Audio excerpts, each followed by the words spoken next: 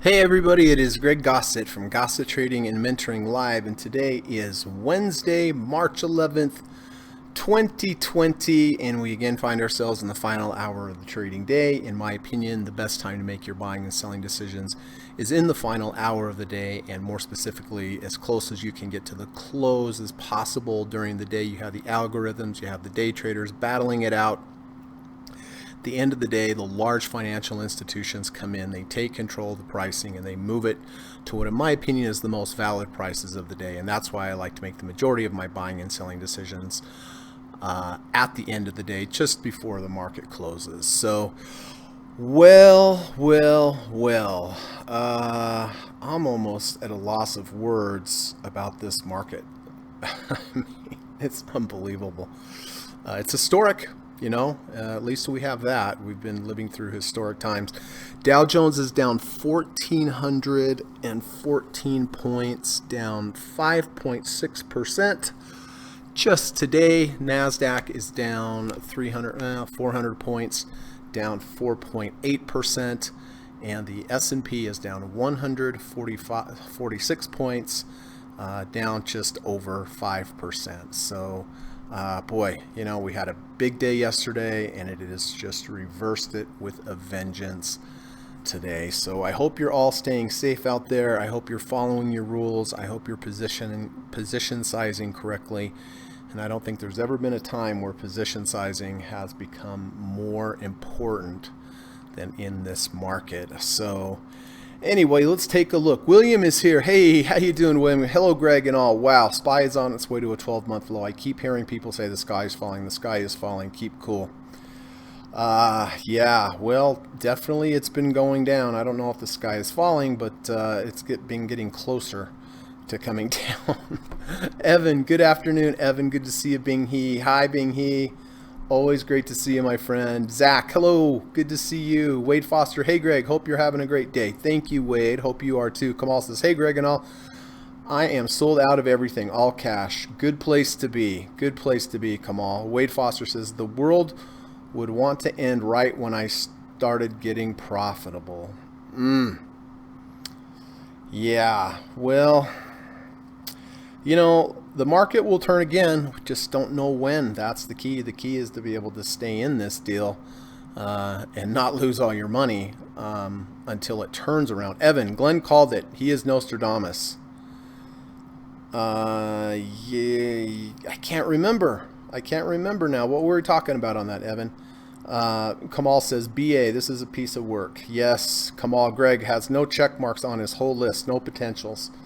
Not really, although I am going to go down through the list. Bob, hello, Bob. Good to see you. Always nice to have you here. William Green, SPY just hit a low of the year. Marco, hello. Deanne, hi, Deanne. Nice to see you, my friend. Always nice to have you here, Deanne. Thank you for coming. So, all right. Well, listen, here is the plan for today. First of all, we're going to go ahead and run the U.S. legal disclaimer. Secondly, we're going to come back, take a look at my current positions. As difficult as that might be, we're going to talk about when I bought them, why I bought them, how I'm going to manage them moving forward. After that, I did take a couple day trades in Apple. Unfortunately, I still have one going at the moment, so I will show you that in a bit. Then we're going to take a look at a couple positions that everyone else has. And after that, we're going to do a few minutes on trader psychology. Very important. Most important in markets like this. And I think if you would have started trading before this big drawdown, when you hear me talk about this stuff for every day, maybe you kind of thought I was overdoing it, but I've been through this before. And if you go through it, you go through it, but all you can do is learn from your mistakes and hopefully be better going forward. And I think you do always learn. I think when you've gone through a big drawdown like I have many times in the past, that you realize how important position sizing is and following your rules. So, all right. So we're going to do minutes on trader psychology. Then we are going to go down through the watch list just for funds. We're going to see if anything catches our eye. I went earlier. I didn't see anything. So Then after the market closes, if you have any questions, you have any comments, I'm happy to answer them. If you want me to look at any stock symbols, I'm happy to do that. And then if you have any symbols that you'd like me to look at before the market or before the market closes and you think they'd be helpful for the group, please just let me know. Put a star by them, and I will do my very best to get to them before. So, okay, well, listen, hang tight. I'm going to run that US legal disclaimer, and I will be back in about 40 seconds. Thank you.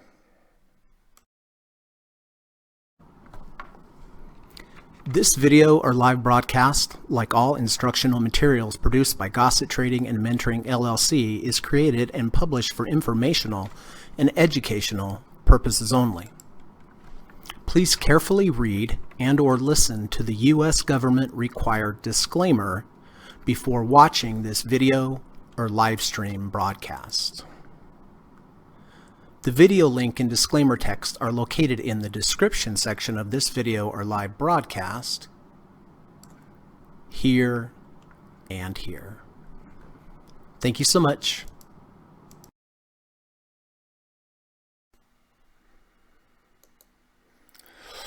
Okay. Dan says, peace, gamer. Hey, buddy, good to see you. Steve Burns says, I hope everyone is staying safe in this black swan event market. Yes, sir. Good to see you, Steve. Happy you're here. Always an honor and privilege to have you here. This really is a black swan event, no doubt about it. Buy and hold investors gave back 52 weeks of gains in 2.5 weeks. Traders aren't the only ones feeling the pain. That is true.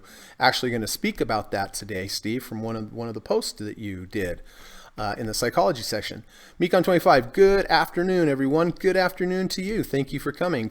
Kamal says, my goal is come out the overside of this with the proper account. At Steve Burns, taking all my damn stop losses. Thanks to Greg and Mark Douglas for teaching me that. Well, I'm glad it's been helpful, Kamal. Learning trading isn't just about making money. It's learning how to lose less when you do, because you're definitely going to lose less, right? You're definitely going to lose less, but it's important to try to lose less money on the way down. I mean, you're going to lose money is what I meant to say. You're going to lose money, but the better trader you become, the less money you lose. Bob says, we should keep in mind that today, the way it's falling right now, market may trip the circuit breakers. It may. Yes, it may. It's down 6%. I think it kicks in at 7. Great point, Bob. It's almost there. Yep, exactly.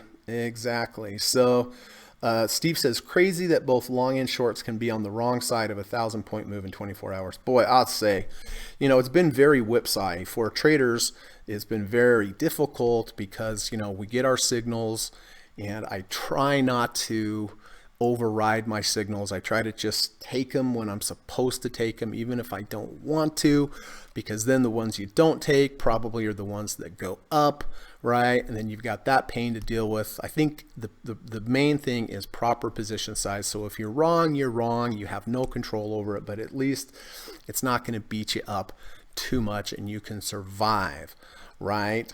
But yeah, you're totally right, Steve. I mean, longs and shorts, can you imagine? Can you imagine if you were flipping long to short and you were short on the up days and you were long on the down days? That's why I prefer really just to go long. So if I'm wrong, I'm just wrong one way, right? Because that can really be aggravating and really, really add up if you're wrong on both sides. So, all right, well, let's get to this. As ugly as it's going to be, I did take Amazon yesterday. It was a nice signal. Went under the 200, over the 200, under the third ATR channel, over the third ATR channel, under the 100, over the 100, under the 250, over the 250. Lots of good signals there. Unfortunately, it just didn't work out. I bought it here yesterday at 1886.17. My stop is a close below the 200-day moving average. The red line down here is 5% from my exit. Emergency stop, have not hit that, but I did take a full position because it was over the 200-day moving average. So, that's a whomper right there. So definitely looks like I will be getting out of that today. Disney, I took Disney yesterday, March 10th. Bought it here at 111.34. Had some nice signals. Had a bullish engulfing bar. Had a V1. Um, Closed back over the low of this previous range. Went under 30, over 30. All the signals that I like, but did not work out. Now this one was under the 200-day moving average, so fortunately, looking for some bright spots here, I did take a half a position at the end of the day because it was only it was under the 200-day. So I did buy it here 111.34. Did hit my stop, my emergency stop here at 106.48. So, you know, hard to take those emergency stops for sure, but actually I'm glad it saved me $3. So anyway, we'll definitely be getting out of Disney today. This is a train wreck. I mean, this is a train wreck. The Dow's down 1,600 points. Unbelievable. All right. SPY, world famous SPY trade, not so famous lately, but honestly, if you look at the results, you know, this is somewhat normal. It does happen. But when it really happens, it's different than talking about it happening, right? So I do buy the SPY every day at the close of the day. I sell it first thing the very next morning. Why do I do this? This is from a back test from Liz Ann Saunders from 1993. She's at Bespoke Invest on Twitter. But with this approach, two options here. Option number one is buy the SPY at the open, sell it at the close. And this is every day. Buy the open, sell the close, buy the open, sell the close. If you would have used this approach every day from 1993, you'd return a negative 13.9%. However, if you did the opposite, buy the SPY at the close, like I do, sell it first thing the next morning, every day since 1993, you'd have had a positive 634.2% return. Past performance is no guarantee of future results. That is always true. The blue line here is the buy in the afternoon, sell in the morning. The orange line is the buy in the morning, sell in the afternoon. You can see over time the buy in the afternoon, sell in the morning has a great equity curve. It really, really does. But there's some big ups and some big downs. And I've been going through a big down with this approach. So, you know, you can see over time, you're like, oh yeah, it does really well. But when you're in the thick of a drawdown, it's painful. Right? So, you know, luckily the last couple days I have only taken half of a position. So I'm grateful for that, but that is why I do buy the SPY every day at the close, sell it the next morning. You can see I bought this yesterday here at 1288.42 and sold it this morning here at 1280.73.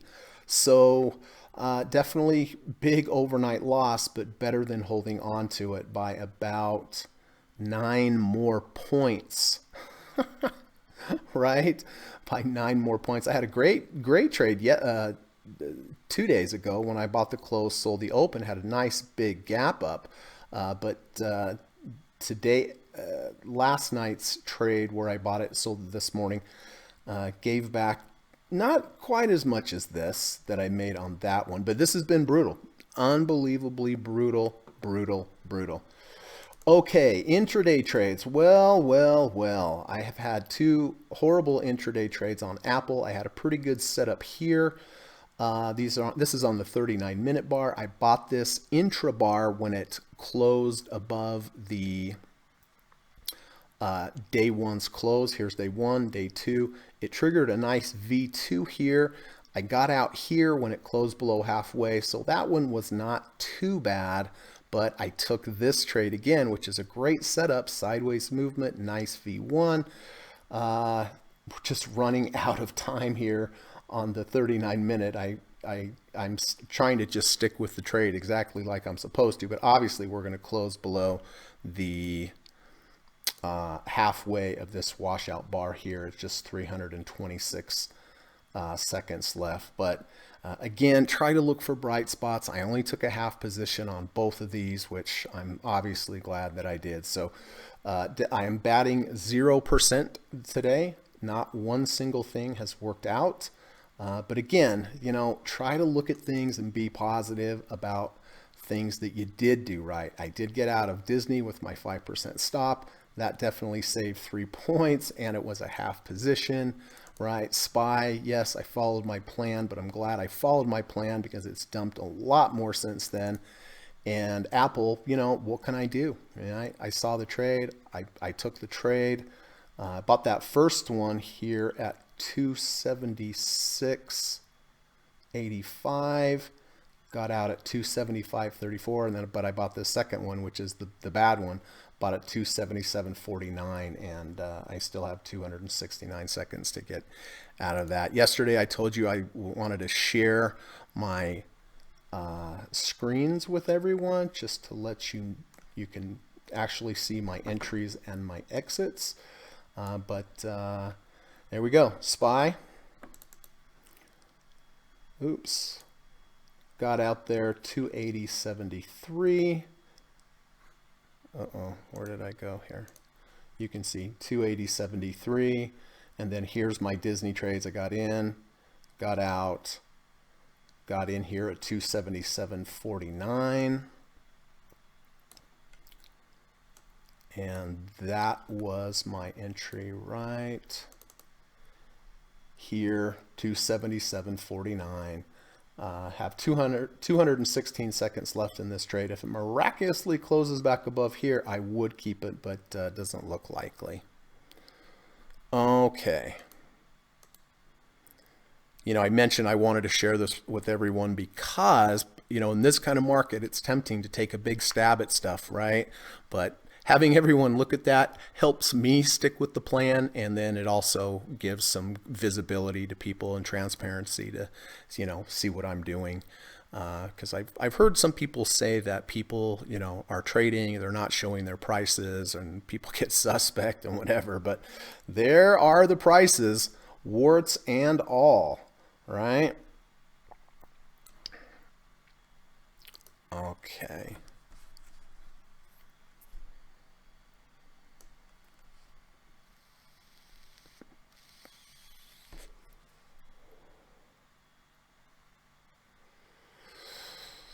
Steve says, crazy that both, okay, we talked about that. S&P 500 is down 20% from the high. Is this a bear market already? Yeah, 20% from a high is technically a bear market. Moving average crossovers can help filter out a lot of volatility. Yes, they can. Steve says, from the start of this year, through Friday, about 23% of trading volume in the 3,000 largest stocks by market value has taken place after 3 p.m., according to data. Interesting. Steve says a 20% drop is the definition of a bear market. Kamal says, Greg, you might want to get out of your position before the circuit breaker. Yeah, well, I've got 115 seconds left, so I think I'm going to be okay. You know, historically, when the circuit breaker does go off, historically, that is a time usually where it bounces. At least that's what I've read. William, Greg, on your emergency stop of 5%, that is 5% of your position. Sorry, cap lock on. 5% if the price moves against me on a 5% for my entry. So Amazon, for instance, right? I took a full position. I took a 10% position here. Here is 5% from my entry. I would get out here. Disney, sorry to confuse you, but Disney, I did 5% from my entry was right here, but I only took a 5% position size because it was under the 200. Hope that makes sense.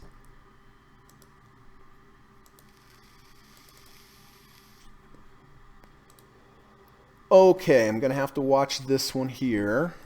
50 seconds left on that trade. Frank says, a trader's a type of commando. We take a position with guarded conditions. Our arms are the charts and the data are ammo. But in a market like this, we can simply lie low and cover ourselves in camo. Really good. A trader's a type of commando. We take a position with guarded conditions. Our arms are the charts and the data are ammo. But in a market like this, we can simply lie low and cover ourselves in camo. Yes, well, being in cash is a good way to cover your positions in ammo. Oh, I didn't post the poems from last night. Okay, I'm going to have to do a double post today.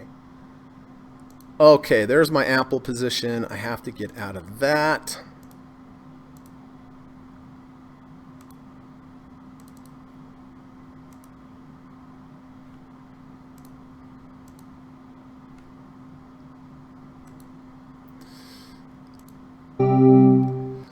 Okie dokie.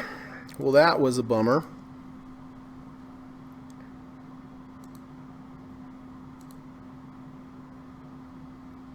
Yep. And you can see there, I got out at 273.47 on that last one. Whew, brutal. Brutal. What are we down? 1,600 points now? Okay. Zach said, I had a similar question as Disney was showing 7% down. So wouldn't the 5% stop loss has kicked in? Yes, I did. I got out here when it hit my 5% stop loss, which I'm glad I did because now it's down 7.22. Being he, circuit breaker has 3 levels. Level 1 and 2 is not triggered after 3:25 p.m. Level 3 is a 20% drop and triggered for half the rest of the day. Oh, interesting. So level 1 and 2 is not triggered at the end of the day. At level 3 is a 20% drop that halts for the rest of the day. Good to know. Zach says, disregard my question above. Thought you were still in Disney, but you answered my question. Jesse, good to see you, my friend. Always great to see Jesse. Hope you're doing well, sir. Thanks for coming by. Steve says, a circuit breaker only lasts 15 minutes. Hello, Mount Doji.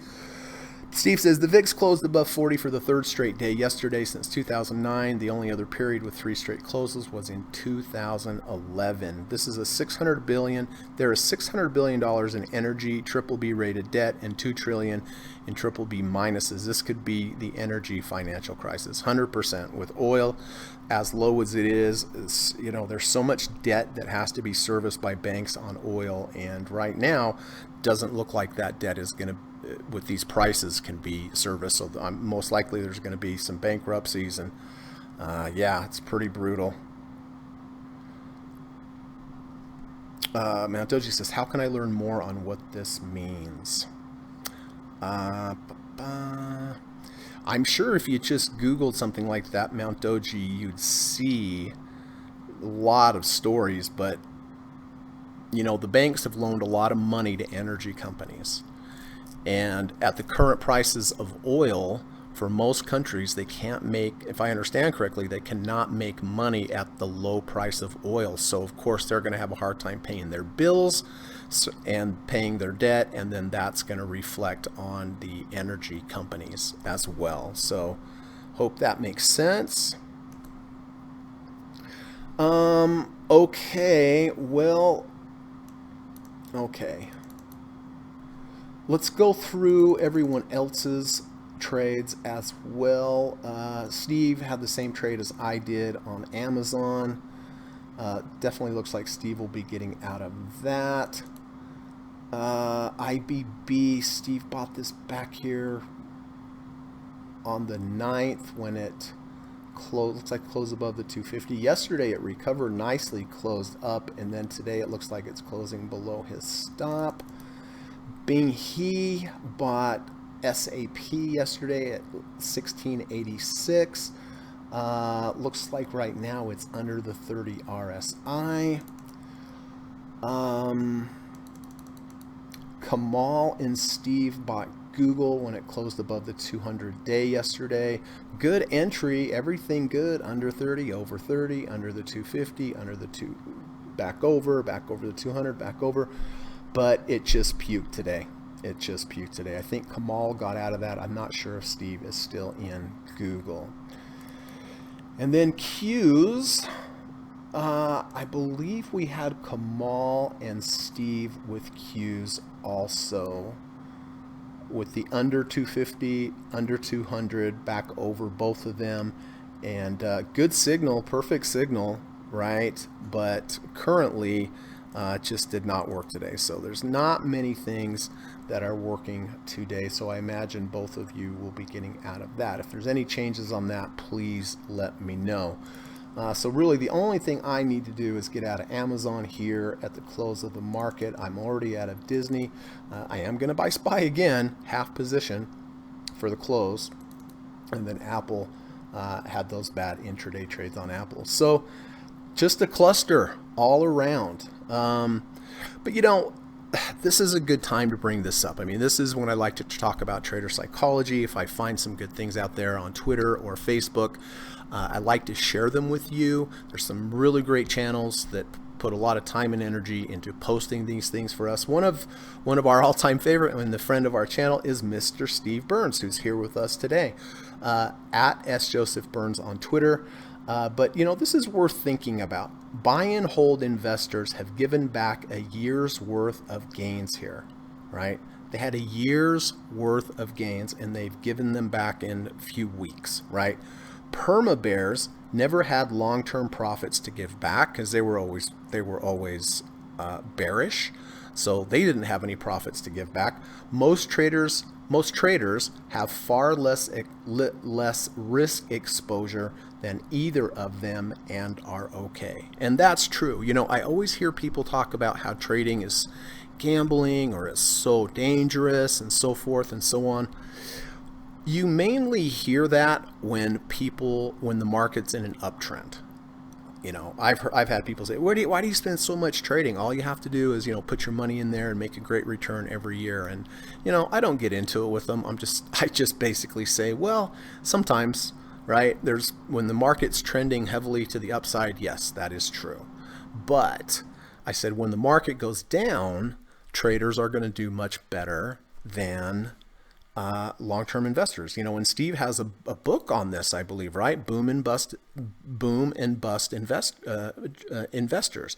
People that buy and hold forever in an uptrend, they do really, really well, and they generally outperform swing traders by significantly. But the downside is all the strength that they had to keep through that huge trend to the upside is the same weakness they have when the move goes down and down and down like it is now, right? They're holding through everything, whereas a trader's a little more agile, can get in and get out. So, listen, I'm down on the year, no doubt about that, but I'm not near anywhere down where the buy and hold investors are, right? And that makes up the difference. So when people talk to you about, long-term investing is way better than trading or position trading or swing trading, it's not necessarily true, everyone.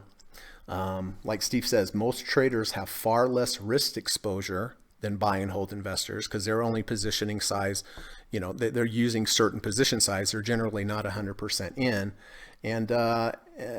and we're okay, right? I'm okay for the year. Yes, down, but I can certainly recover from this where, is buy and holders going to be able to recover? I don't know. I mean, maybe eventually over time. But anyway, thanks, Steve. I think the takeaway from this to me is, have stops. You're going to have a lot of losses in a row like I am having right now, but eventually you're going to catch a trend. And I think there's a little more work that has to be put into investing than just buying and holding, right? Getting out quickly when you're wrong, having the strength to stay in when you're right. I like to phase out a little bit so that I am taking some profits on the way up. Can you imagine how many buy and holders wish they would have taken some profits on the way up? So, it's a balancing act of getting out quickly when you're wrong, having the courage to stay in when you're right, phasing out. So anyway, don't let people tell you that it's super risky to trade or position size. If you know what you're doing, there's always risk, of course. But there's some real advantages to it as well. So thank you, Steve, for sharing that.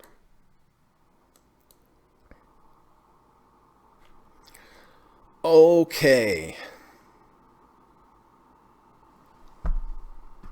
Steve says, research bond debt and counterparty risk.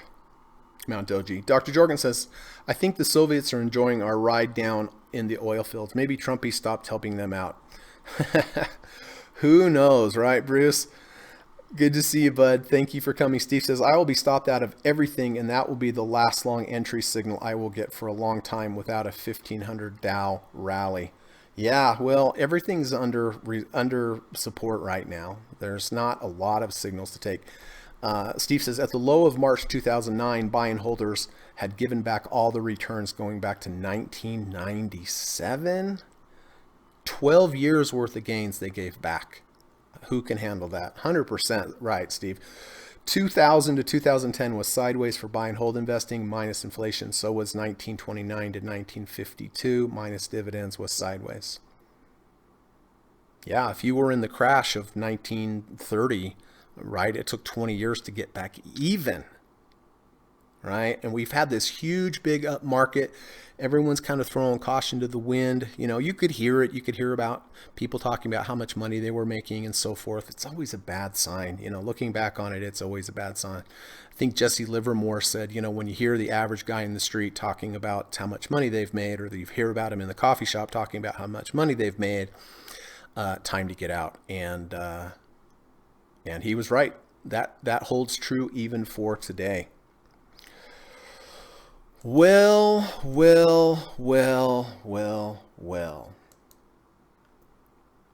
We're down 1,440 points.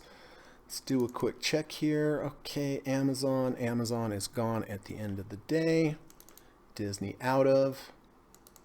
SPY out of. Be buying that again at the day. Apple has reversed since I've sold it. But what do you do? Right? What do you do? IBB under the 200, S&P or SAP, Binghe, if you have any change with this looks like it might close over the 30. Google under the 200, Q's under the 200. So it's a big hot mess. It's a big hot mess.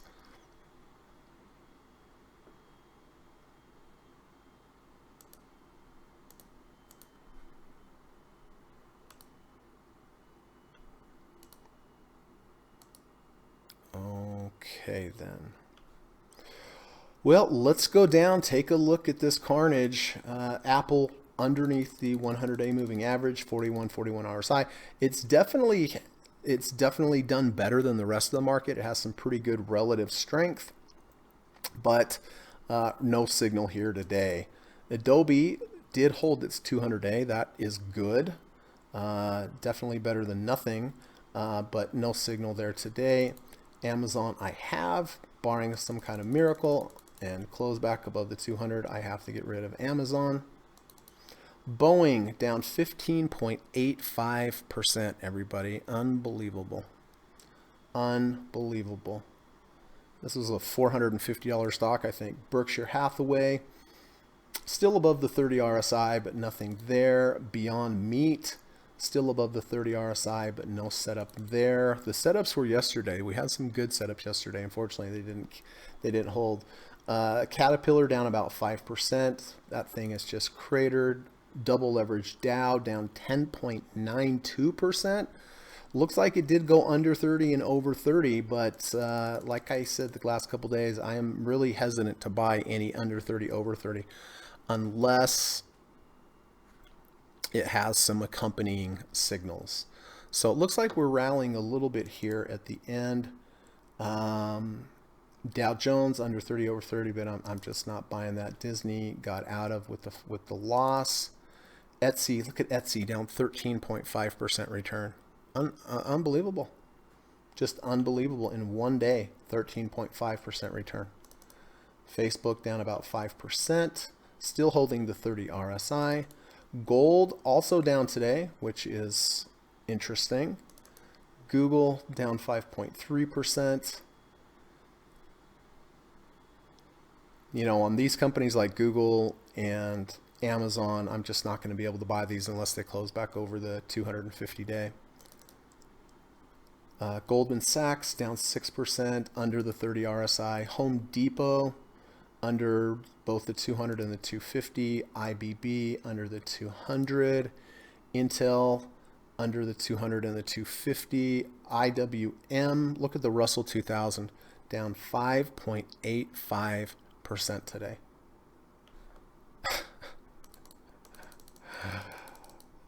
You know, I manage a friend's account, and I did buy puts on IWM up here, which I'm really glad I did as a hedge, because that's really worked out nice. Johnson & Johnson down below the 200. CarMax still hanging over the 30 RSI. We are, I think we're really in some danger here to have another big crash down if we lose 30 RSIs on these other stocks. Coca-Cola, nothing there. Lockheed Martin, not doing too bad today. We've had a few days of sideways movement, but nothing on Lockheed. MasterCard, 3.86% down. Nothing there. McDonald's, just nothing. I mean, these charts are all broken, right? I mean, they literally seem broken. Merck, no. Microsoft, if Microsoft bounces off the 200 or under the 200 back over, I might be interested in Microsoft. It's holding up better than a lot of tech stocks. That and Apple. Netflix down today. I don't see anything there. Nike still holding the 30 RSI, but that's about it. Philip Morris looks like it's losing the 250 and the 200. PayPal, I don't see anything there. The Qs, little rally off of its low, but again, unless we can get back above the 200-day here on the Qs, I'm just going to be having to stay out. Silver also down. SPY has bounced off its lows. This would be the only thing I'll be buying here today is the SPY for the overnight SPY trade. Half a position. SSO. Did we get under 30 today? Bounced right at the 30. Interesting, but it's just too volatile. It's just too volatile. And that's the only thing it had was the under 30 over 30. Bonds, interestingly, down even though the market is down. So that is interesting. Tesla also down, holding in there. It's at a 41 RSI. That's pretty impressive. Twitter down into the 30s, nothing there. United Airlines down another 7.23%. Looks like we are starting to build a little bit of a bottom here. Natural gas, nice V1 here, nice move up and then rejection of the 200-day, so nothing there. United Health Group's hanging in there, but no signal. Oil is down another 5.3%. VIX up 10.86% today. Pretty amazing, everyone. Verizon, nothing there. Walmart, looks like it's holding the 200. Energy down in the 18 RSI level. Boy, that's insane. XLF down 5% under the 30 RSI. Real estate, look at real estate. I mean, real estate's just got hammered. I mean, look at this move. I mean, it looks like everything else, but I imagine if the coronavirus increase and we start distancing ourselves from people, I mean, it definitely is going to have an effect on real estate. Look at this. This is amazing. XLU, even the utilities have sold off. Nothing even in utilities, and healthcare's hanging in there. So, I don't see anything here. I really don't see anything here. Well, looks like we're having a bit of a bounce here at the end, which is good. Let me check. Do we have any news here? Oil lobbyists meet with White House staffers to discuss markets amid oil OPEC war prices. So I imagine we're going to have some kind of relief from the Fed here. I don't know if they're going to wait till the 18th or they're going to come in with an emergency. And who knows how the market's going to react to that. I would imagine they would react positive, but you never know. They may react negative as it just shows a lot, showing a lot of weakness. So hard to say what's going to happen. All we can do is just take our signals, right? That's really all we can do. And stay out when we don't have them.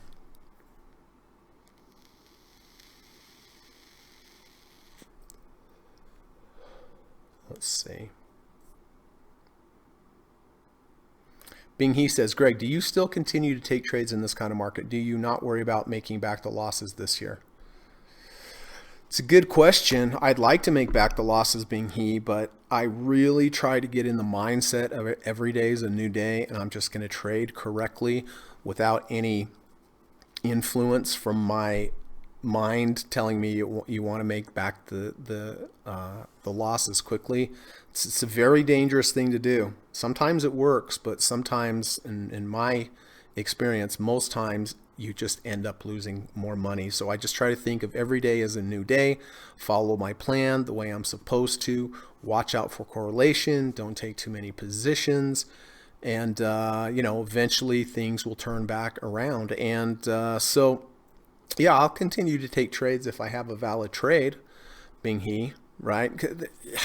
That's the whole other thing with trading, is that after you've had a string of losses, like me for 2.5 weeks, it's difficult to want to take that next trade. I mean, you're just so beat up and you're just like, ugh, I'm just going to get beat up again. That's why I took that Apple trade again today, right? Because, in hindsight, I wish I wouldn't, but I was supposed to, because, there was a signal I lost on, and then there was another good signal, but it just didn't work out. So, yeah, I'm going to continue to trade if I have a valid setup. Most likely, maybe be sitting here on my hands. Who knows? We may have another 1,000-point rally tomorrow, and that might get everyone sucked right back in. You just don't know. But no, I'm not going to try. I try my best, being he, to not try to make back the losses this year. I just try to take it day by day, and just know eventually I will make them back. I always have. Since I'm trading the correct way. So JT says, where's the bottom? I don't know, JT. I was going to ask you where the bottom is. The other thing we have to somewhat be concerned about are margin calls too, right? People that are highly leveraged. I can't even imagine people that are trading with futures right now, with full futures contract. I mean, certainly people have gone bankrupt, 100%, probably killed themselves as well. Unfortunately, it's very sad to think about. So if there's ever a time to talk about position sizing, it's today, it's this week, and how important it is, and you never know what's going to happen. Andrew says, I heard a guy in the bank yesterday on his cell talking loudly to someone about how he hoped it would come back soon. Oh, yeah, that's the key word, hope, right, Andrea? Dan says, Steve, I was buy and hold during that. I didn't sell, only kept buying. Was painful. Yeah, this is a painful time, but Steve says Etsy is down almost 14% and it had great relative strength before today. Yes, it did. It definitely did.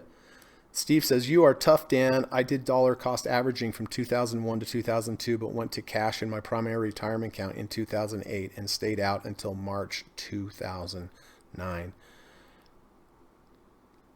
Can you imagine everybody going to cash from 2008 to 2009? Smart. And then Steve probably got back in when we crossed back above the 200-day moving average, right, Steve? And did really well. Steve says both TLT and the stock market both went down. This is a bad sign of risk off and everything. Yeah. Well, gold's up 10 cents. That's about it. And VIX. Profitability comes. Oh, sorry. Dan says, Greg is right about sticking to your plan. Even though I had a bad plan, my 401k eventually recovered. Learning to get a better plan. True. Just get a plan, stick with it. Steve says profitability comes from following a long-term system with an edge, whether trading or investing. Totally true. Whether you're dollar cost averaging or whether you're, trading, you have to have a plan. You have to have a stick with that plan. But I think what people don't talk enough about is taking a trade when you're supposed to that you don't want to. It's part of your trade, right?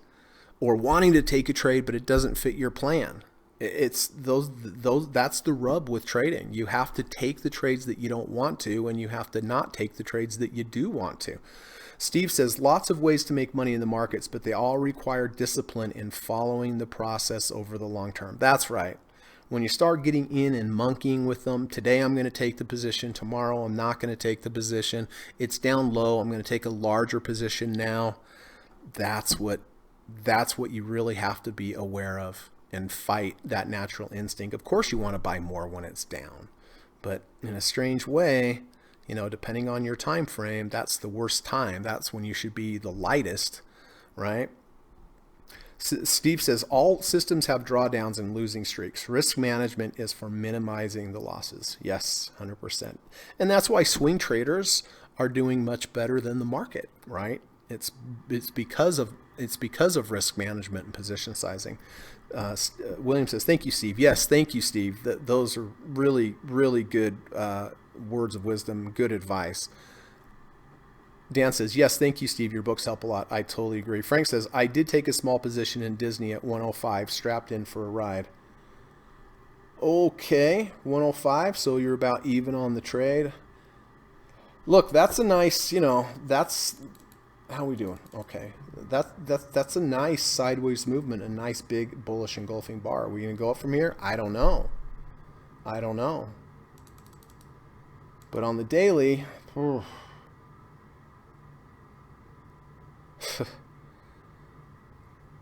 Hey, Christopher. Nice to see you, sir. Always appreciate you being here. Hope you're having a nice evening in the United Kingdom. Now, Toshi says, I cannot take the overnight trade. Got to stick my plan. Perfect. If that's your plan, then don't take it, right? See, we both can have plans. Mount Doji and I both can have plans, and we both should follow them. His is not to take it, and that's good. Mine's to take it, and that's good, right? But we're following our plans. That's the key. That's the key.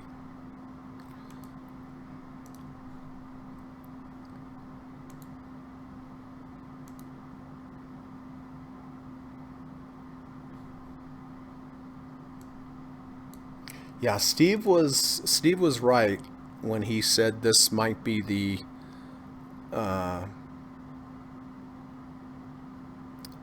financial breakdown of oil, like we had the breakdown of real estate back in 2008 and 2009. How do these oil companies make money when it costs them more to take the oil out of the ground than what they can sell it for? It doesn't make any sense, right? Then they have problems paying their debt. Their bonds get downgraded. Once your bonds get downgraded, interest, they can have covenants in the loans where, interest rates go up. I mean, it could be a real systemic thing. I mean, I don't know for sure, but I'm just saying that the possibility is definitely there.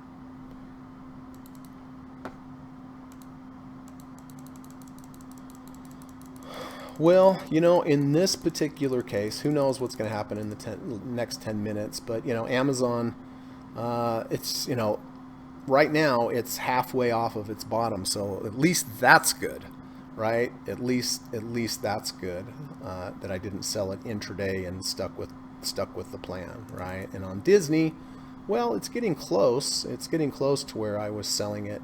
I sold it earlier, still below. And Apple, here's one where I stuck to my plan. I had to get out here, and it just raced up 3 points. So, that's frustrating as well. But in the long term, sticking with your plan, that's the key, everyone. Oh, and by the way, I forgot to mention this. I do have a put on Apple. I sold it down here. Oh, I got rid of the line at 245. So as long as Apple does stay above 245 by this Friday, I'll be able to keep the premium. Otherwise, I'll be required to buy it down there. But I don't really have an issue buying it and managing the trade down here. And because of volatility so high, I did get a lot of premium. I got $130 per contract, which is quite a lot for just 3 days.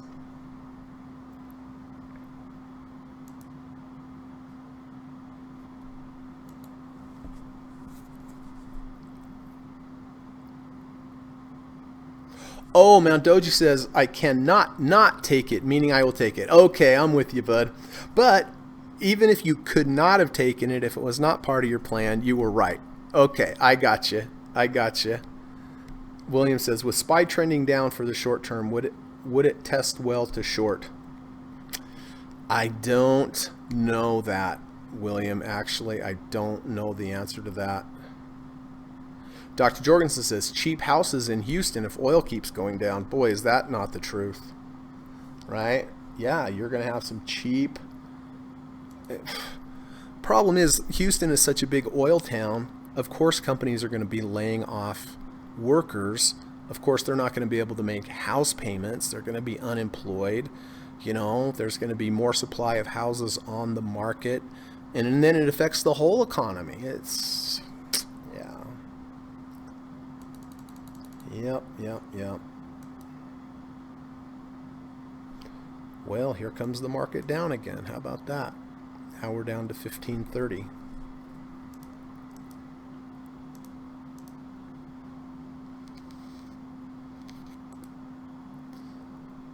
All right, so my S&P trade is in.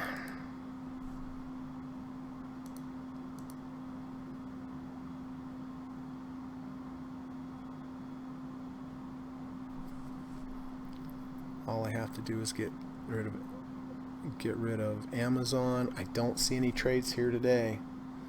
I don't want to make any hero trades. I mean, I wouldn't be surprised at all if the market goes running up tomorrow if we have some news from the White House or something like that. But listen, we could plunge again tomorrow, 100%. Think about the headlines that are going to be on the news tonight about this move down, right? Think about the headlines of coronavirus, and from what I understand, those numbers are probably going to double around every 6 or 7 days, which makes for bad headlines. So yeah, this is an interesting time, everyone. If you don't have any signals, just don't do anything. Just accept the losses that you've had this year. Know that you'll eventually make them back if you follow your plan. That's the best advice I can give you. If the market goes crashing down from here, it's not good for the economy. It's not good for people. But from a trader's perspective, at least we're sitting in cash.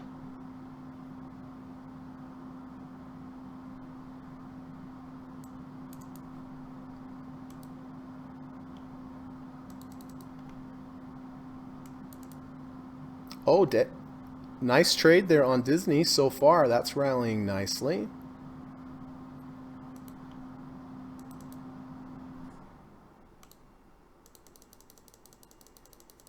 Amazon's rallying a little bit here.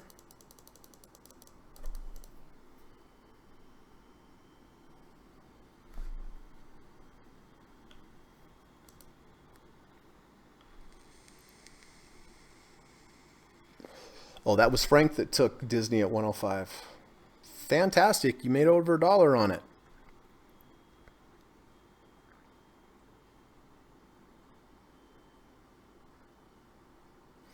Yeah, the shorting this buy overnight thing,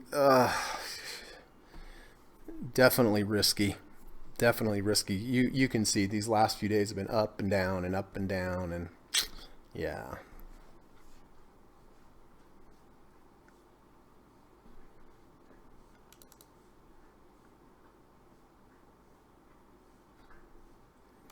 Well, Disney might close above the 30, but like I said, that's all it has, right? Yesterday, at least, we had a V1. We had the bullish engulfing, the under 30, over 30.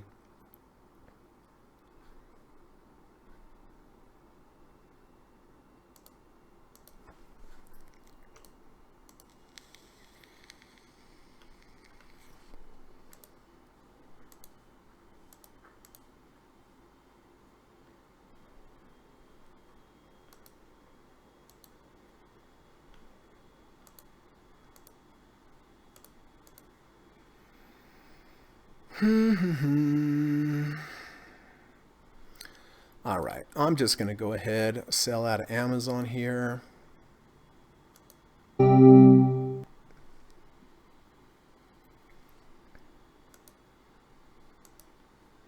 Just to get that out of the way.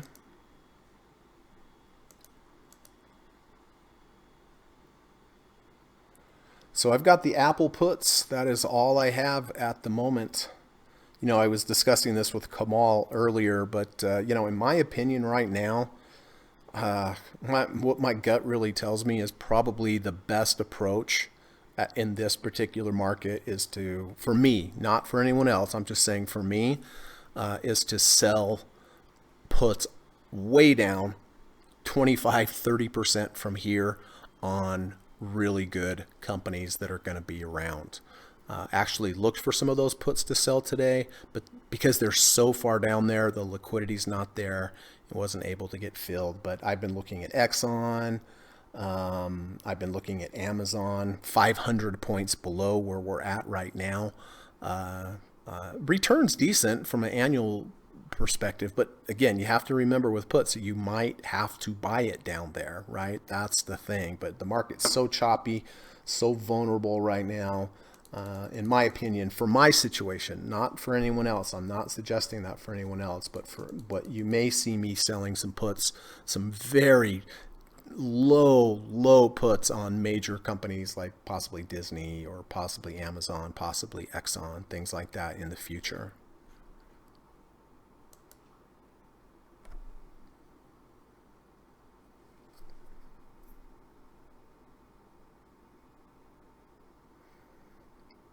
That is correct, Zach. I am.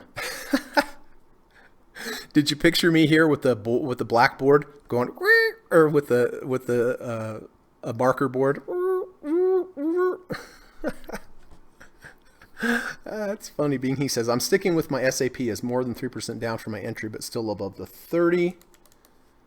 It's 30.94. It's hanging in there. Sometimes there's a fine line between gambling and following our rules. Boy, you said it, Bing He. Frank says, I hope Disney is not a mousetrap because I took the cheese. Well, you're still up on it. Evan says AMD is doing all right. Green, what is this sorcery? Look at that. Talk about relative strength. Holy smokes. I haven't seen anything green for a long time. The only thing green I've seen is the profit and loss on the puts that I bought.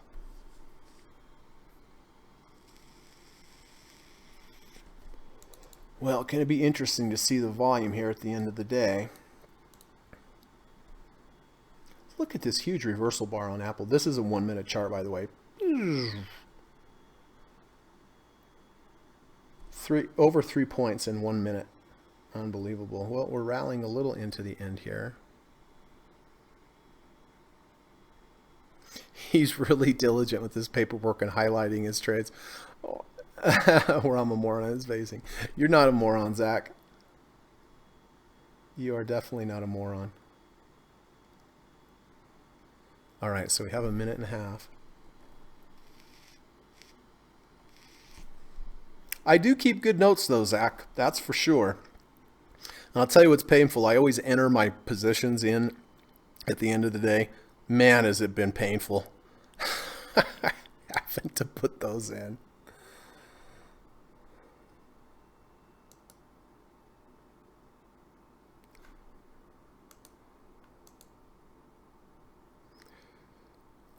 Okay, closing in 1 minute.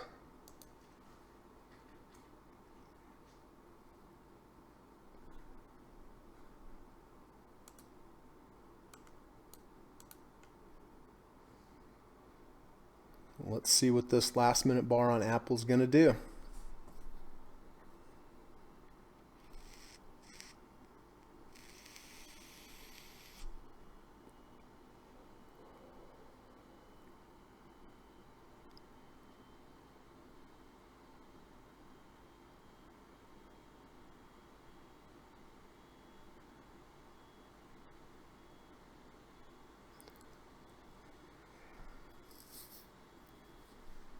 Actually, let's look at the cues and see what's happening.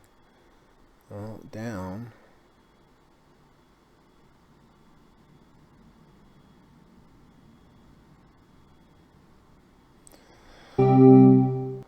Well, that's it.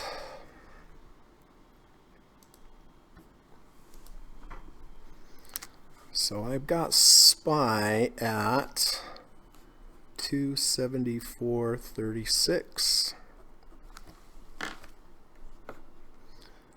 All right, so you can see, all right, let me do this right here. So I did get out of Amazon at 1820. We'll just go through it. I sold SPY at 280.73 this morning, Disney, I had my emergency loss at 106.48. I did buy Apple, the first intraday trade at 276.86, and I sold it for 275.33. So not too bad on that one. Bought it again at 277.49. Lost $4 on that trade. Got out of Amazon at 18.24. It's lower than that now. And then I've got SPY here today at 274.36.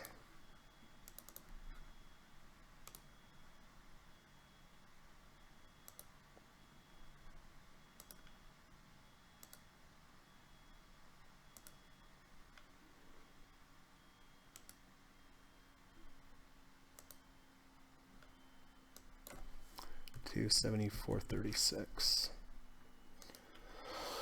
Oh boy, that's tough sledding.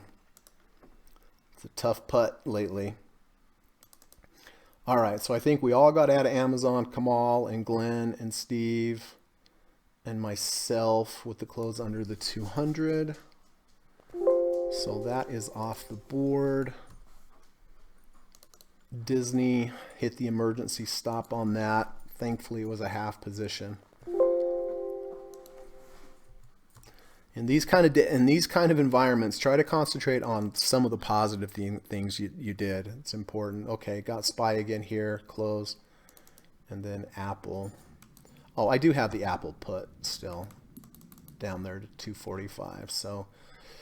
Can it survive 30 more points in the next 2 days? I hope so. I am up on the trade, actually, so that's good. So that's that. That is that. Well, well, well. Zach says, I believe that. Yeah, it's good to keep good records. It's painful, though. It is for me, anyway, to have to write that down. Ugh. Kamal, no trades. Good. Nice to hear that. Bing, he said, with such market conditions, should we not enter trade at close, but instead see how market open and take trades at the market opening accordingly? I mean, it's okay to take trades at the open if you're familiar and comfortable with taking trades at the open. I mean, I've taken some day trades, so but the open scares me. There's so much volatility. But like with any other trade, whether it's the open or the close or intraday or anything, just make sure you identify your risk, identify your potential profit targets, and position size correctly and position size conservatively, so that if you're wrong, you're not wrong that much, right? It's very important to keep these losses. I mean, if you're a long side trader like I am in the majority, the market goes down, there's no way you're making money, right? The only edge you're getting on the market is you're losing less than the market's losing, excuse me. So, yeah, I mean, sure, Bing, as long as you have a plan, but position size is key here. It's just key. The worst thing you can do is get a feeling, I'm doing that in air quotes, about, okay, it's low enough. Ugh. I'm never right with that kind of stuff. I'm only right with my signals. And even with my signals, I'm wrong, right? So be humble. Don't think that you know where the market's going to go. We could go down 20% from here. We could go up for 20% from here. That's right. Just have a plan. Stick with the plan. That's all I can say. Oh, boy. Boy. This is epic what we're seeing, everybody. I mean, it's literally epic. It's history in the making. S&P's down after hours. Amazon is down after hours. Apple's up 33 cents. Disney is down $1.40. That's kind of a wide bid-ask spread.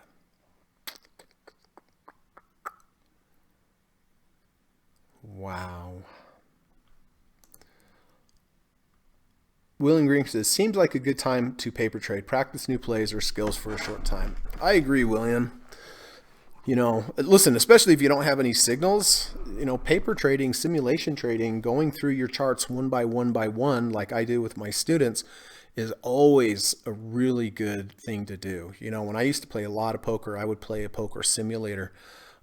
Just the more reps, the better, and, keep you busy and doing something without having to really trade. But again, I want to stress this. When these next trade signals happen, if you've been beat up, no way are you going to want to take them, right? And no way am I going to want to take them. Just like on the trades we had here today. I mean, this one, but Amazon. That was a perfect trade yesterday. I mean, just perfect the way that I trade. So many great things going on, but just boom, just got whipsawed, and what can you do? But if it goes back above, of course I'm going to be thinking, oh man, I'm going to buy it up here, and then it's going to whipsaw again against me, and it very well might, right? But if I position size correctly, I'm not going to lose 3.82% of my position. Of my capital, I might lose 0.38%, right? That's really nothing, compared. So, JT says, I agree, William. Been doing that the past few days. Good. It's always good. Frank says, the market is forward looking. Coronavirus should be getting baked in by now. Yes, of course, that's what the market is. It's a mechanism to factor things in the future. I guess it's a little unclear with the coronavirus. I guess people have different opinions on how long it's going to last. If it was really black and white, then yes, probably the market would bake it in. But I think there's differing opinions on how long it's going to last. Dr. Jorgensen says, at least the sun is shining here, so we'll go for a bike ride, enjoying the warm weather. Good hike. Thanks, Bruce. Appreciate it, bud. I will talk to you later. William says, it isn't just the virus, it's also the oil. 100%, William. 100%, like we were talking about earlier. With oil prices so low, oil companies are not going to be able to service their debt. They're going to have to lay people off. That will have an effect on the economy. That's going to affect the Wall Street with the financial companies and banks that have loaned so much money. Then they'll take a hit. So 100%, it's a perfect storm, William, between the virus and oil prices, 100%. So listen, just real quick, I do want to let everybody know that I do offer private one-on-one coaching, teaching, and mentoring lessons in the evening time via Skype. I do like to teach. I really do. I really enjoy it. I really enjoy meeting people and teaching them about the market. As we can see, the market doesn't always go our way. But I think in my lessons in the course that I teach, that you can make money when the market's going up, but when you're losing money, which will happen, no doubt about it, hopefully with what I teach, it will teach you to lose less money than just buying and holding on to things that are constantly going down. So I do have a course. It's in the evening time via Skype. It's one-on-one. It's five sessions. Each session is between 2 and 3 hours. I think I've had some really good success with my students. Like I said, not just making money, but losing less money. That's key. And so, during the lessons, I have the 5 lessons. I teach you everything I've learned about trading, everything I've learned from my teachers and mentors over the last 24 years, like Stephen Burns and Dr. Alexander Elder and Kerry Lavorne and Larry Williams, all the things that I've developed, all the things you hear me talk about here, but it's more, intimate setting where it's one-on-one. You can ask questions right away, and different than here, I turn the table around on you, make you break down the charts, make you make the decisions, tell me where to get in, tell me where to get out. Am I phasing in? Am I phasing out? What's the pros of this chart? What's the the cons of this chart. So it's really interactive and it's just repetition. And I think when you get done with the course, you will definitely have a better perspective on how to trade and make money and lose less money. Let's always put that in there, right? Because you're always going to lose money at some point in trading, but losing less is important. So if you're interested, please reach out to me. I do have quite a few students at the moment, but we can definitely schedule something, in the near future. But before I do take on a new student, I like to have a Skype call with them, and it's free and there's no obligation. I'm not going to pressure you at all. I promise. I just want to get to know you a little bit better. I just want to make sure that we're a good fit, student teaching, me being the teacher, you being the student. Make sure that we kind of have common goals in mind. And so I like to do that on the Skype call. And like I say, it's free. Send me an email. It's in the description of this video. You can also send me a message on Twitter, and we'll set the call up and see if we're a good fit for each other. And then if we are, we'll go ahead and schedule it. And it's in the evening times, right? So it's in the evening time is when I do it. It's between 2 and 3 hours. So there's that. Reach out to me if that's of interest. And then also, if you're learning something from this channel, all I ask is that you just take a, half a second, hit that thumbs up button. It does help with the channel, helps grow the channel. And boy, are there a lot of people out there that need trading and maybe a little bit of some good trading principles here and now. So if you hit the thumbs up button, that will definitely help. So, okay, there's my plug, all that kind of stuff. Frank says, on the other hand, cheap energy also has its benefits. Absolutely true, Frank, right? I mean, that cheap oil is good for the economy. So there's always the pros and cons, right? I mean, when you go filling up your car, you're going to pay less for that. And that's definitely good for the consumer. It's good for airlines. If anybody wants to fly, that's the issue. But on the other side of that, with this Corona thing, are there going to be, fewer people driving, less demand for oil? Probably, right? Almost certainly. I guess the point is if you're still out driving, you have dang cheap oil, so that's definitely good for you. But yes, there's pros and cons. But good point, Frank. Dr. Jorgensen says, wait until they really start testing for the virus, then you will see the real size of the epidemic. Yeah, Bruce and I were talking about that yesterday. As you know, Dr. Jorgensen is a doctor, and he's been staying on top of this, and I believe taking it serious. Right, Dr. J? Jesse says, index losses in December 2018 wiped out nearly 2 years of gains, recovered plus 10% in 1 year.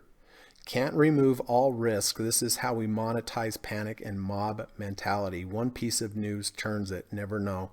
You are correct, sir. 100%. I mean, that's the $1 million question. You get torn. Okay, should I buy low? And then it goes up. You're like, dang it, I didn't buy. And then if you buy it and it goes lower, you're like, oh, I shouldn't have bought it because I didn't have a signal. Jesse and everyone else there, I think what, at least in my opinion, is just have your plan, have your signals.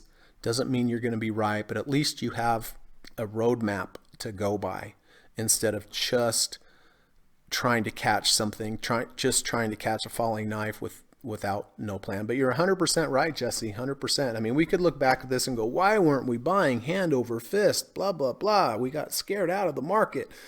All the bad news going on. I totally get it. But at some point that will be the case, I'm sure. But are we there now? Remember, there's only one bottom, right? There's really only one bottom. It might be a temporary bottom, but then it might go down further and further. So my best advice and wisdom to everyone is just have a plan. Doesn't mean it's going to be right, but at least you have a roadmap and at least you have entry and exit signals to get in. And if you're wrong, hopefully you can get out quickly. But with this, with these kind of moves, 1,000, 1,500, 2,000 point moves like on a daily basis, it's hard to be wrong small right now. That's why it's probably a good idea just to cut your position size in half or a quarter, because even a quarter position now is the same as a full position when the market wasn't so volatile. Thanks for that, Jess. How you doing, Jesse, by the way?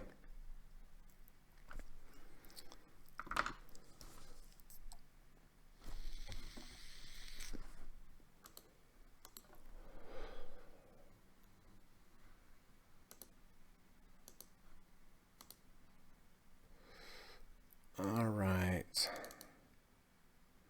Well, Spy's up a little after hours. Amazon's up $4. Apple's up at 59 cents. Disney's up 7 cents. And S&P is up 42 cents. So we are officially down 20% from last month's record close. So it is a bear market. Be interesting to see. Fed actually said they're providing banks and overnight lending repo rates 175 billion. You know, a lot of people think the market's just going to keep going down until we get the next rate cut. Who knows? A lot of opinions out there.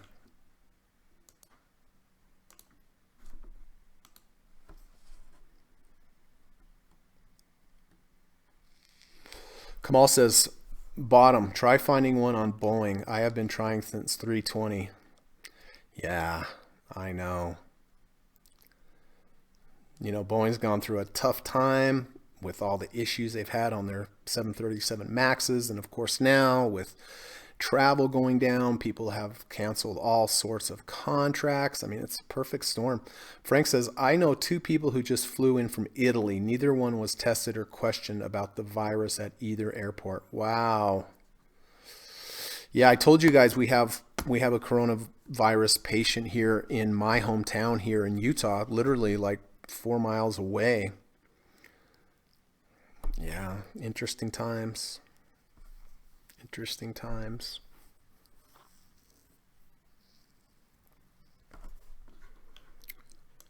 Well, let's take a look, see over here.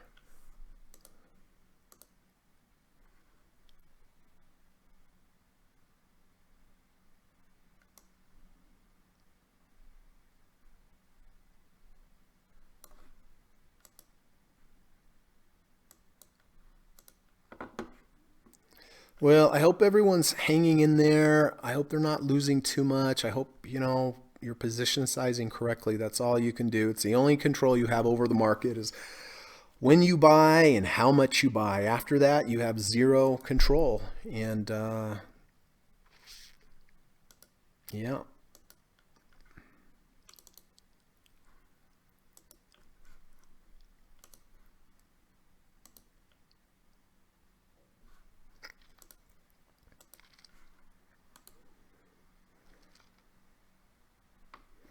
Bing He says there is a strategy to buy a pair of stocks, long one stock, one strong stock, and short one weak stock. This way, if market goes down, you may still net a profit. What do you think?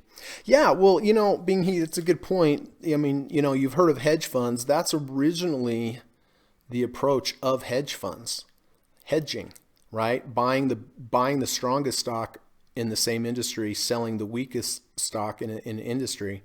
Yeah, that actually came out of hedge funds. That was how they started. Not that they trade exactly that way, but yeah, it does make sense. I mean, that's been around quite a long time. Andrew says, my niece who's 18 fainted in the AM in the bathroom. Fever of 102. Doctor said no test. Wow. What do you think of that, Dr. Jorgensen? I don't know if Bruce is still there, but Dr. J was a pediatrician for over 30 years. So my niece, who's 18, fainted this AM in the morning. Fever 102. Thomas Van Gass, would this be a good time to get into alternative energy, wind, solar, battery companies? Hi, Thomas. Appreciate you coming here. Thank you for your question. You know, I honestly don't really have an opinion on that, Thomas. I actually, my first honest thought would probably be it's not a good time because energy is so cheap right now. Petroleum is so cheap. I think when oil prices are the highest, more people have interest in those alternative energies. But when it's just cheap, historically low cheap, I don't think people have as much. I don't know. That's just my opinion. Anybody have some thoughts on that? Kamal says, this lack of test is even worse than third world countries. Third world countries are more prepared at testing. Yes. Jesse said, I took position in the major ETFs and will hold them through this. Might even add to them if they keep dropping. No single stock. They will recover or will be in end times. I bet on America. That sounds good to me. That sounds good to me. Warren Buffett always says it's a bad bet to bet against America. I'm glad to hear, Jesse, that you're buying the ETFs, the majors, and not just the single stocks. Right, because it gives you so much more diversification. It's going to be very tough to have a S&P go down to zero, but it happens on individual stocks. And let me tell you, I've experienced that personally. Kamal says you are so right. Yes. You know, it's interesting. You look at the charts, and you see these, and they kind of look like normal bars, right? But they're 5 times as big. I mean, look, if we go back into just before we fell. Oh, well, let me get something like the Qs. I mean, this looks like kind of normal bars here, but if you go back into that tight, I mean, look how small the bars are here compared to here. Now they're so big that they look normal, but you can see back here in February, ATR was from here to here. You see how the distance, but now, I mean, that distance was, well, let's just take a little look, see here, like 1.4%.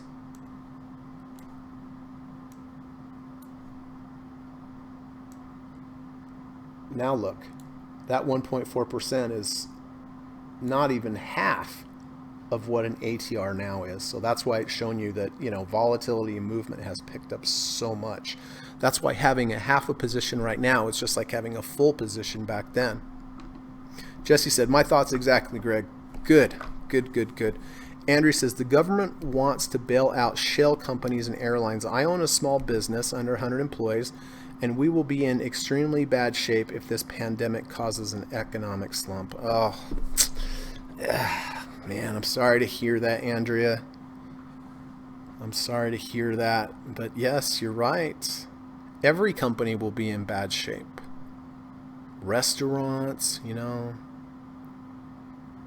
Andrew says our workers will not be able to pay rent and mortgage either. Yeah. Frank says, tag a price point you are comfortable with, Thomas, and just wait. Long-term only. Oh, with Thomas Van Gass. Okay.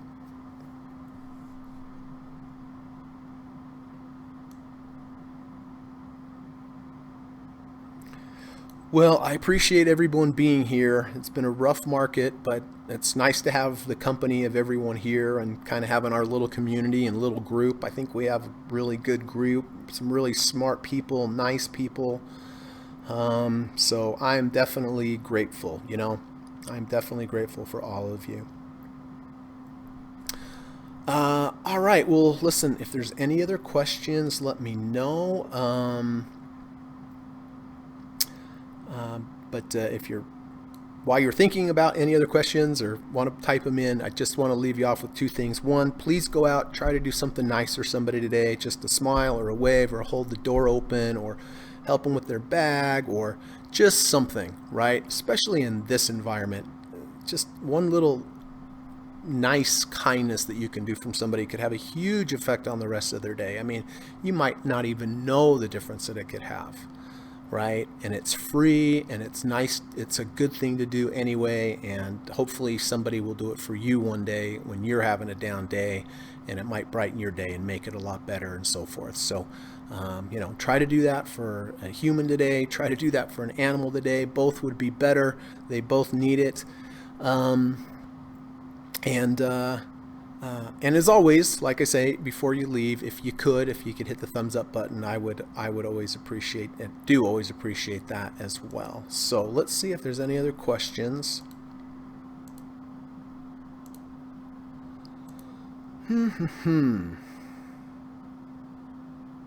Kamal says, Andrea, I hope she feels better soon. India banned all travel from affected countries. If an Indian goes back to India from California, they will quarantine me for 14 days. Wow, is that right, Kamal?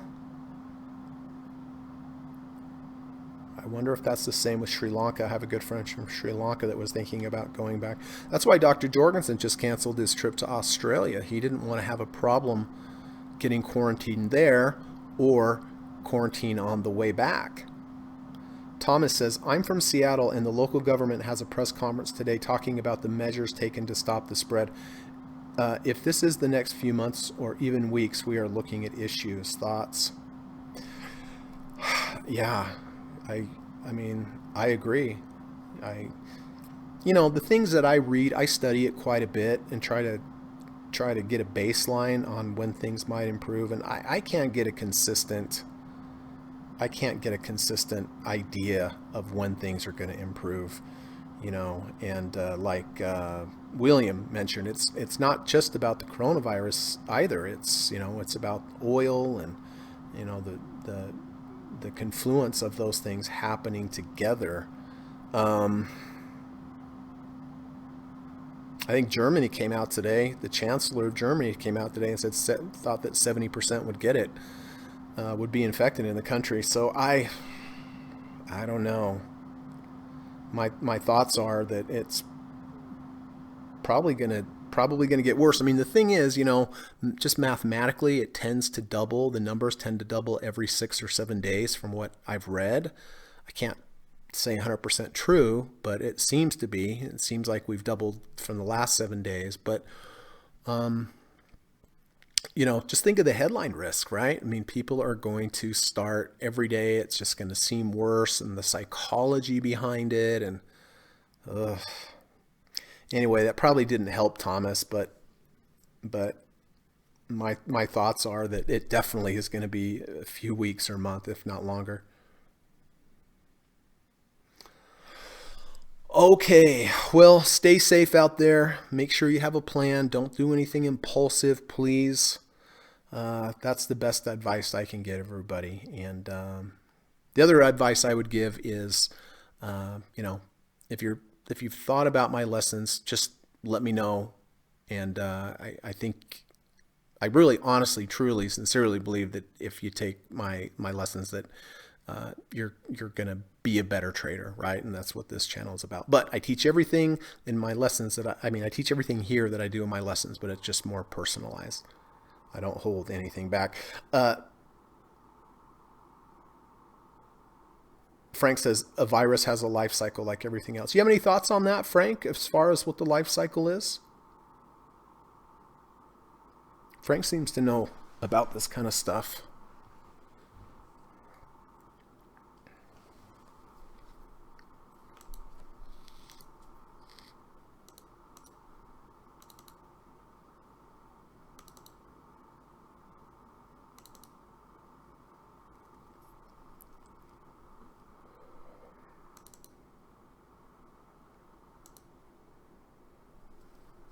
Thomas says, yeah, Seattle schools just cancel for 2 weeks. Yeah, I think we're going to see that all around the country. Yep. Okay. Well, that looks like it's it for today. So anyway, thank you everybody for coming by. Appreciate you being here. I always look forward to it. And I hope you have a good rest of your day. And hopefully we will see you tomorrow in the last hour, and we'll see what happens between now and then, huh? So anyway, I will talk to you tomorrow. Take care. Be safe. Talk to you soon. Oh, Frank says seasonal. Okay, well, that makes sense. I mean, other flus and influenzas are seasonal as well. Jesse says, have a good night, Greg, and all. This too will end. My mom always used to say that. This too will pass. Yep. Good seeing you, Jess. Good talking to you and everyone else. All right. Take care now. Bye-bye. U.S. government required disclaimer. Stock, options, futures, and forex trading is not appropriate for everyone. While there is a potential for large rewards, there is also a substantial risk of loss associated with trading. The material in this video or live broadcast is not geared towards any particular individual or to any particular financial situation and is not intended to meet the particular investment objectives of any viewer. This video or live broadcast, like all instructional materials produced by Gossett Trading and Mentoring LLC, is created and published for informational and educational purposes only. Any and all information contained in, implied, or referenced by this video or live broadcast is not to be construed as investment advice, and no representation is made that any individual or entity involved in production of this video or live broadcast is an investment or financial advisor or is registered or authorized to give any financial advice. We are publishers and educators only. Therefore, the various producers of this video or live broadcast will not accept liability for any loss or damage of any kind which may arise either directly or indirectly out of the use of any of this material, including any loss of profit. No representation is made that any account or investment will or is likely to achieve the profit or losses demonstrated. We recommend consultation with a licensed and qualified professional before making any investment decision. This video or live broadcast is not to be construed as an offer to buy or sell any security, financial instrument, or financial product of any kind. Notice is hereby given that any individual or entity involved in production of this video or live broadcast or their clients may have an interest in any security, financial instrument, or financial product mentioned or referenced. Any simulated or hypothetical performance result depicted does not represent actual trading and therefore may under or overcompensate for the impact of various market factors such as lack of liquidity. Thank you.